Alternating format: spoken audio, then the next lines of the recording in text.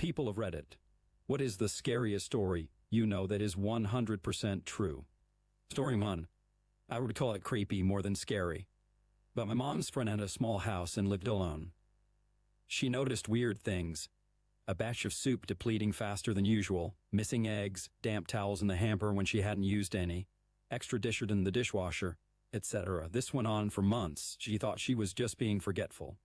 One day, she heard some thumping around in her attic and went to investigate. She found some makeshift living quarters, small radio, hot plate, sleeping bag, pillow, food wrappers, etc. She called the cops, who came to keep an eye on the place.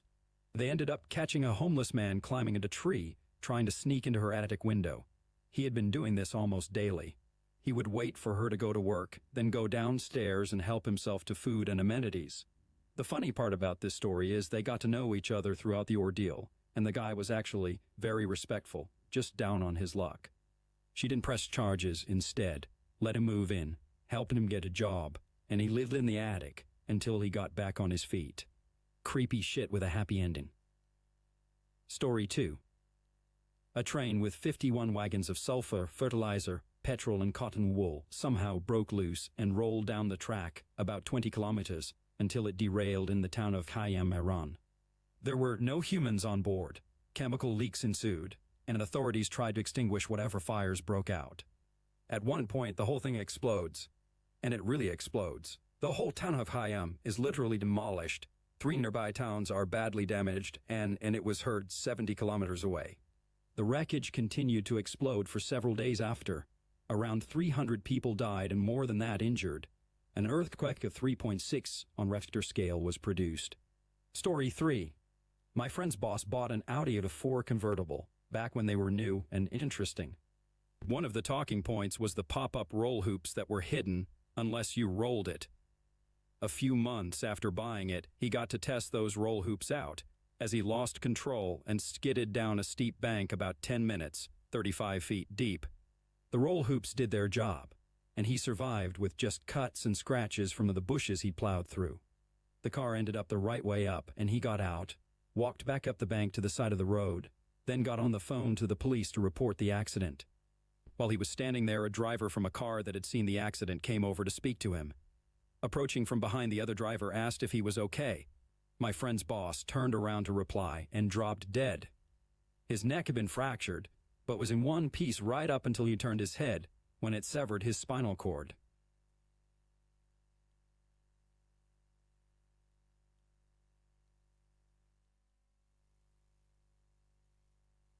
Story 4. The story of Mary Vincent always stands out to me. In 1978, 15-year-old Mary was hitchhiking. A man named Lawrence Singleton picked her up. He brutally raped her and eventually made her get out of the car. She planned to run, but he noticed and cut both her arms off. He threw her into a ditch ravine and left her to die. She packed her stumps with mud to stop the bleeding and spent all night crawling out. She eventually makes it to the highway and starts walking, naked and covered in blood. The first car that saw her sped away in fear. The second car was a couple on their honeymoon. They picked her up and she survived. Edited to add, I was in a rush when I wrote this, so you should definitely read more into the story. It's crazy. Let me know in the comments if I should do a full video on it. Story 5. My dad and some friends got drunk and went for a drive on some back roads and were going as fast as the truck would go as teenagers. My dad was slightly less drunk than the others and eventually demanded they let him get out. They pulled over and he and one other girl got out. He and the girl started walking to town, while the other 3 sped off in the opposite direction. Well, less than a mile up the road from where they got out is an extremely sharp turn, which they missed and hit a tree going pretty close to triple digits miles per hour. 2 of them died on an impact, and the only reason the third survived is because they crashed in front of a house that 2 doctors lived in. The survivor was paralyzed and lost his leg and part of his arm and was in the hospital for 8 months before dying. This was in the 60s, so medical care wasn't what it is today. When I first got my permit, my dad took me to that corner to explain the importance of safe driving. It gave me goosebumps about how close he was to being in the truck. He said that the dad of the driver got what remained of the truck to be hung up in the center of town for months after to be a warning to all. Story 6. My brother's ex-girlfriend had two older sisters. They died before she was born. One day they decided to play hide and seek or something, so anyway they both climbed inside a chest and accidentally locked themselves in. They suffocated. Story 7. This is a hometown story that stayed with me. It happened literally right around the corner from where I grew up, maybe a 2-minute drive away. Judy Kirby murdered 6 children and 1 adult by intentionally driving the wrong way on a divided highway in an attempt to commit suicide. She had been hospitalized for depression, but had also just ended a relationship with her ex-husband's brother and was by some reports involved in drug trafficking and fearing an imminent arrest. She picked up her sister's son, who was celebrating his 10th birthday that day. She then loaded her 3 children into the car, supposedly to pick up a gift for the nephew. Instead, she went missing with the carload of kids. A short time later, calls started coming in to about a car going the wrong way down the highway at a high rate of speed. They made it about 90 seconds before a head-on collision with another vehicle, driven by a father with 2 children and another child along for the ride. The crash annihilated both vehicles. The only survivors were Kirby herself and the child who was along for the ride in the other car. There were pieces of children all over the highway. She was sentenced to 215 years in prison. Story 8. The Red Army pushed west, and a Soviet soldier shot him in the chest. Dirlewanger survived and went into hiding. French authorities later captured him in Altshausen, in southern Germany, after the war. They tossed him into a camp to await trial, but he never made it. The French authorities at the time claimed Dirlewanger died of natural causes, but the man's cellmate said he watched as Polish guards beat him to death. If Polish guards did beat him to death, then it was an appropriate end to one of World War II's most savage war criminals. Story 9. Years ago, when I was 8, my family lived in this big weird house kind of on the edge of a small town. The school district was in the middle of a big restructuring, so even though we were only a couple grades apart, my brother and I went to different schools and took different buses.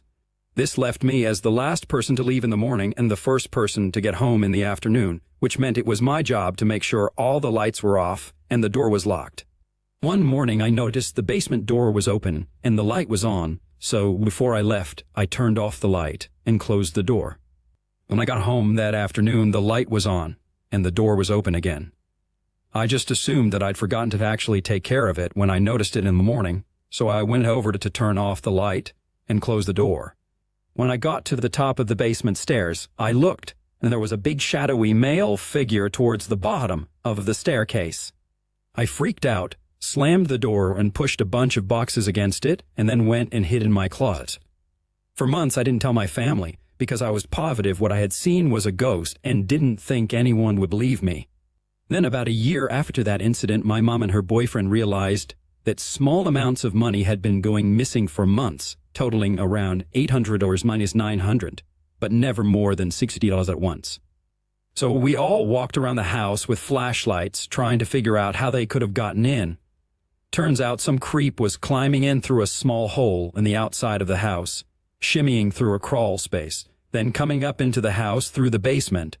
Realizing I had been alone in the house with him on at least one occasion was one of the worst, most terrifying moments I've ever had. Story 10. If you absolutely want to have your day ruined, this has to be one of the most disturbing, creepiest things ever. Serial killer David Parker Ray would play these tapes for his victims so they had an idea of what was coming, and to also mentally break them. Here, the start of one tape to give you an idea. Hello there, bitch. Are you comfortable right now? I doubt it. Wrists and ankles chained. Gagged.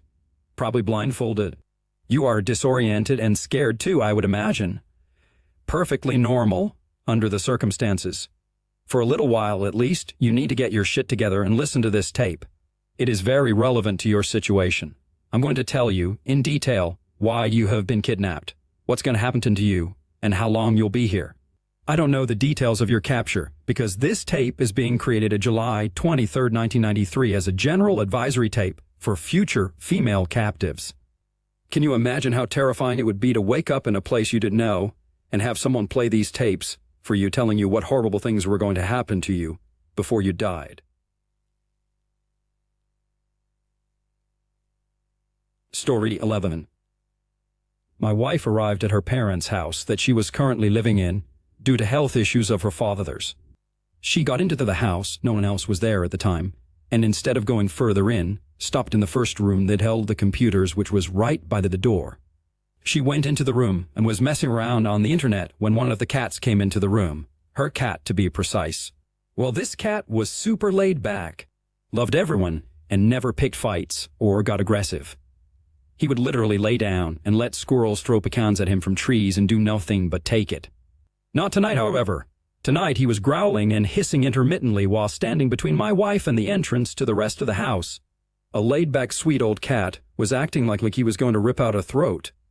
Well, my wife decided that this was really fucking weird, so she picked up her cat and left the house. Lo and behold, she sees a cop car patrolling down her street and flagged him down. She explained the situation and they demanded that she stay in their cruiser while they both checked it out. Turns out they found the back door wide open, super bad. Her parents and her never leave the door unlocked, much less open. She came to find out later from those cops that they were hunting down a serial rapist that had been spotted in the area, and then that was why we were rolling down a faith normally. Story 12. During World War II, an American airplane crashed near the Japanese island of Chichijima. There were 9 servicemen on board. 1 was rescued by an American submarine.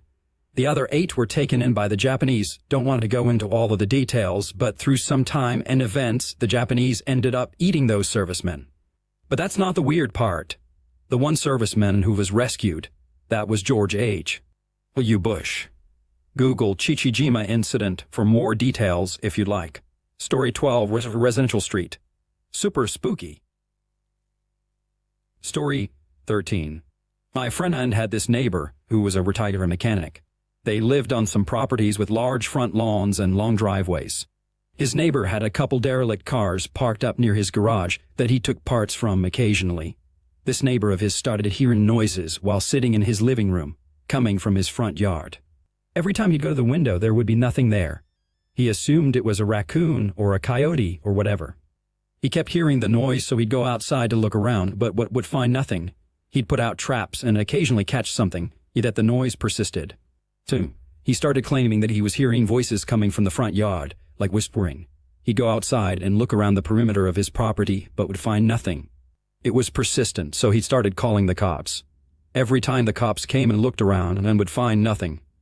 So they told him he needed to stop calling them for this, and perhaps get a security camera or whatever.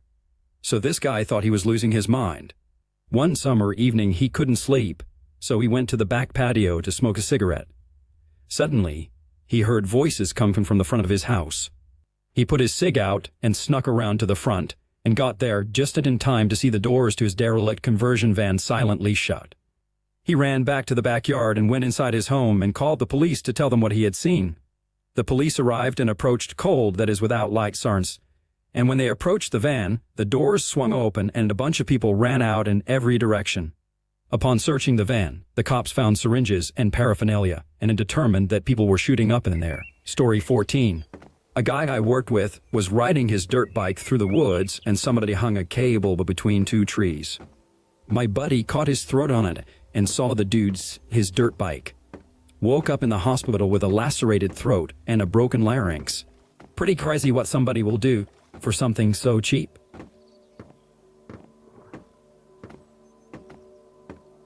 I hope you enjoyed the video. Don't forget to leave a like and subscribe to my channel for more content like this.